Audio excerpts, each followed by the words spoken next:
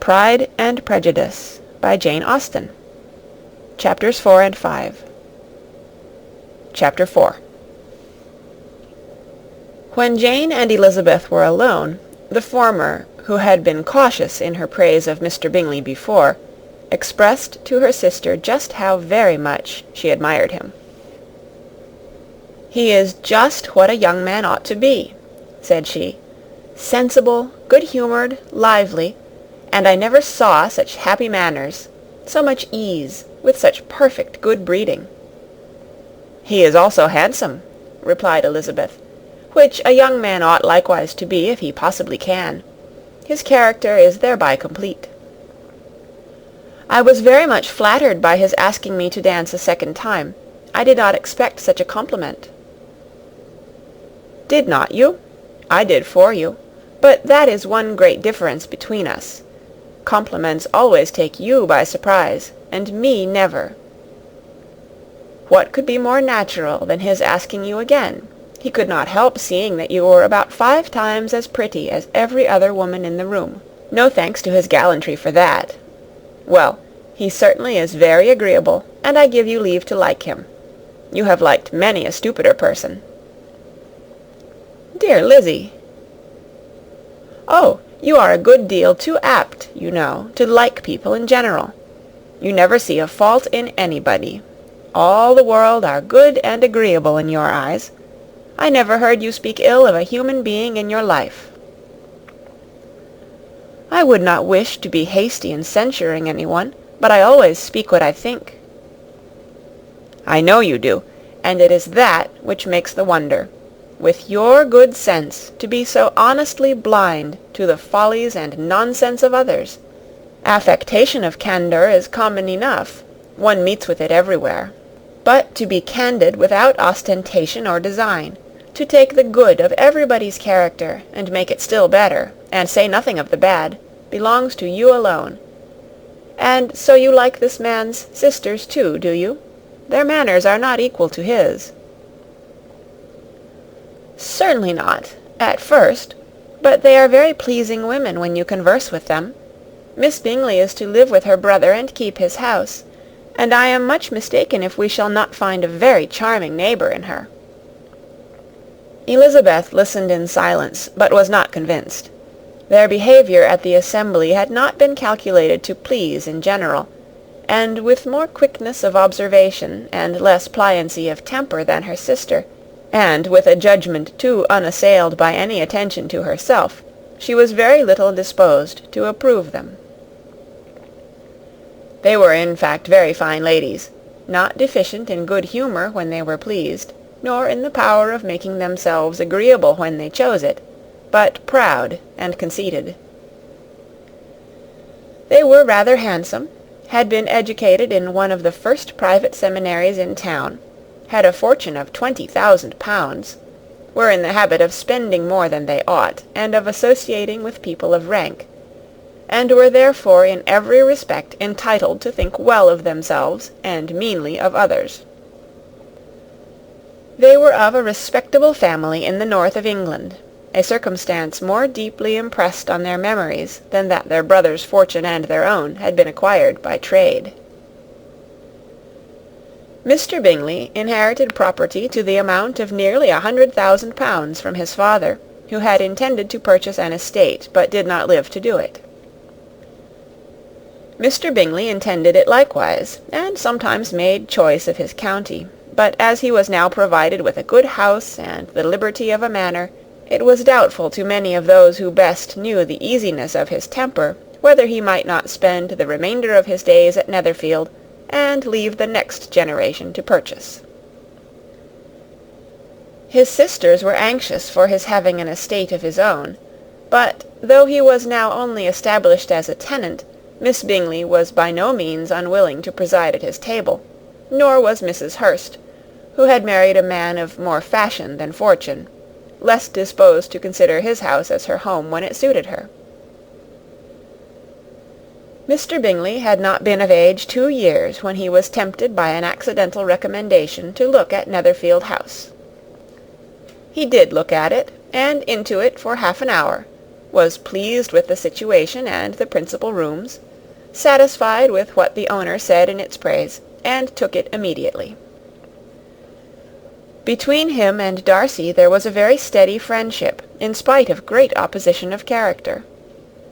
Bingley was endeared to Darcy by the easiness, openness, and ductility of his temper, though no disposition could offer a greater contrast to his own, and though with his own he never appeared dissatisfied.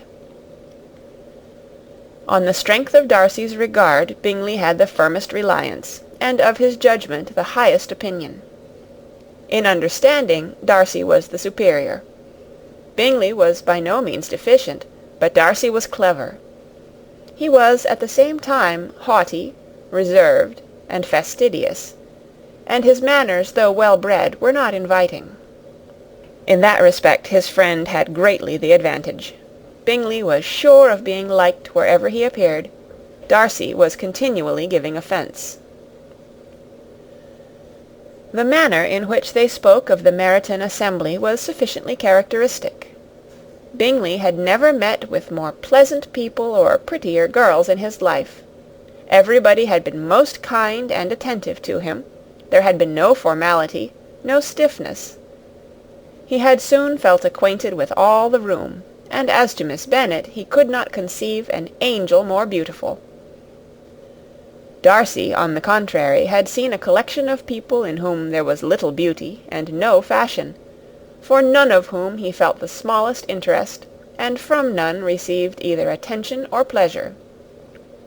Miss Bennet he acknowledged to be pretty, but she smiled too much. Mrs. Hurst and her sister allowed it to be so, but still they admired her, and liked her, and pronounced her to be a sweet girl, and one whom they would not object to know more of. Miss Bennet was therefore established as a sweet girl, and their brother felt authorized by such commendation to think of her as he chose. End of Chapter 4. Chapter 5.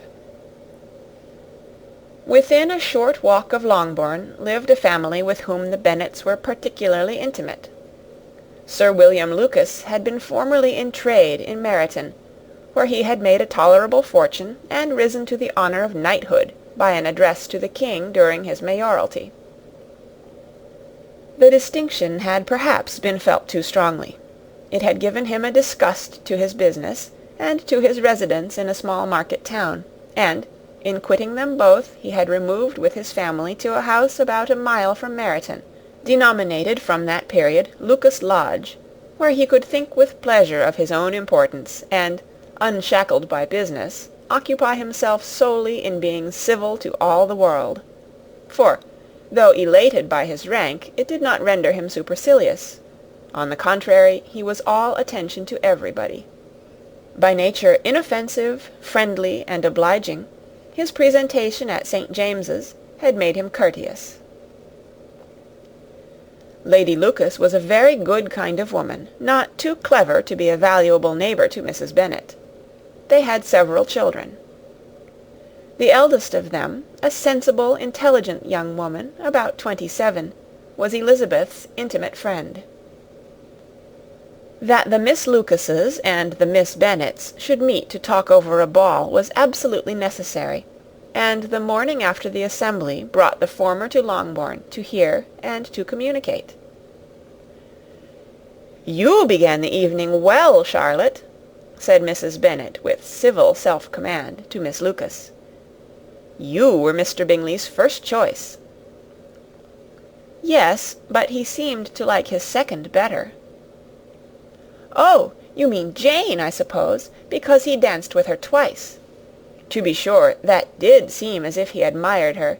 Indeed, I rather believe he did. I heard something about it, but I hardly know what. Something about Mr. Robinson."